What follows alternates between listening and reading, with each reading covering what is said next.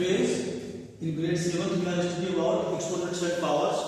First we understood what is exponents and what is power. Meanwhile क्या होता है, हम लोग यही समझते हैं कि एक्सपोनेंट और पावर्स एक ही चीज है, बट एक्चुअल देखा जाए तो एक्सपोनेंट्स अलग होता है और पावर अलग होता है. तो first of all N exponent is a number that indicates how many times to multiply a base number.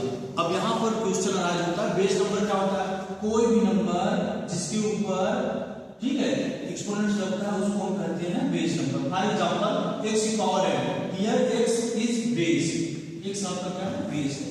n क्या है, ये आपका एक्सपोनेंट है, n क्या है, एक्सपोनेंट्स है. ठीक, तो यहाँ पर is a number that indicates how many times to, means यहाँ पर क्या हो जाएगा, x का हम मल्टीप्लाई किए हैं how many times, n times. कितने टाइम्स मल्टीप्लाई किए हैं, n टाइम्स मल्टीप्लाई किए. क्लियर. तो multiply a base number by itself. While power क्या होता है, पावर ये आपका हो गया एक्सपोनेंट्स. क्लियर. यहाँ पर देखिए पावर क्या होता है, जो ये रिजल्ट बनकर आता है, जो ये रिजल्ट बनकर आता है x की पावर n. क्लियर. तो ये आपका होता है पावर. तो पावर जो रिजल्ट आता है एक्सपोनेंट से, कोई बेस नंबर से ऊपर जो एक्सपोनेंट लगाकर उसको हम कहते हैं पावर. क्लियर. एक्सपोनेंट को हम इंडाइसेस भी कई बुक्स में ठीक है कई जगह दिया गया है. तो यहाँ पर today we are study about the law of exponents.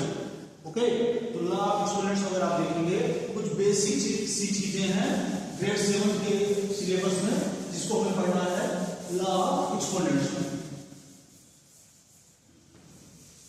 Law of exponents.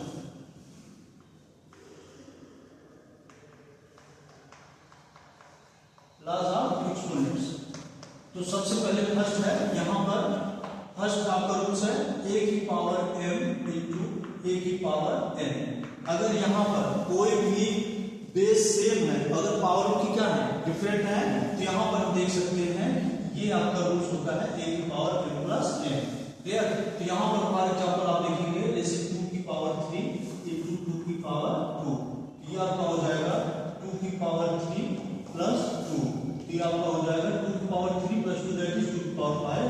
और 2 की पावर 5 में होता है 2 इंटू 5 टाइम्स उसका मल्टीप्लाई 1 2 3 4 5 टाइम्स. तो ये आपका आ जाएगा रिजल्ट 2 2 जो 4 2 जो 8 2 16 2 30. ये आपका रिजल्ट आएगा. क्लियर.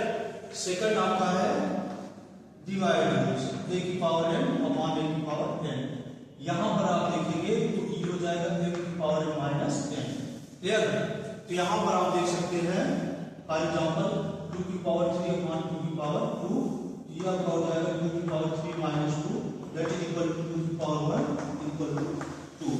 जो थर्ड लॉ इसमें हम देखते हैं, कोई भी नंबर है अगर उसकी पावर 0 हो तो उसकी वैल्यू आती है 1. कोई भी नंबर से फॉर एग्जांपल 101 की पावर 0 इक्वल टू कितना हो जाएगा, 1 भी आएगा.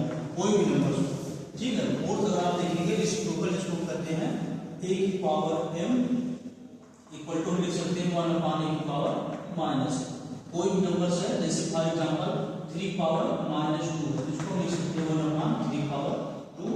अगर प्लस है यहाँ पर तो नीचे आएगा तो माइनस हो जाएगा, अगर माइनस है तो नीचे जाएगा प्लस हो जाएगा. रेसिप्रोकल इसको कहते हैं. ये हो गया आपका 1 पावर 1 अपॉन 9. क्लियर.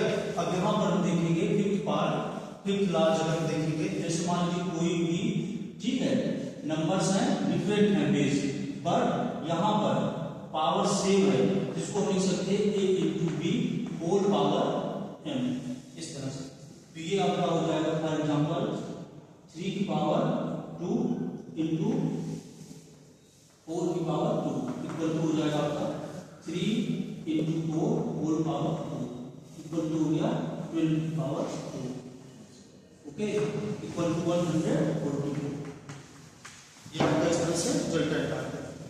क्लियर. यहां पर कुछ क्वेश्चंस हैं जैसे फाइंड द वैल्यूज. ये रूल्स है, ये आप लर्न कर लेंगे. अब आप कहेंगे कि ये मैथमेटिक्स है, इसका यूज कहां होता है एक्सपोनेंट्स का, तो ये आपके साइंस में भी यूज होता है.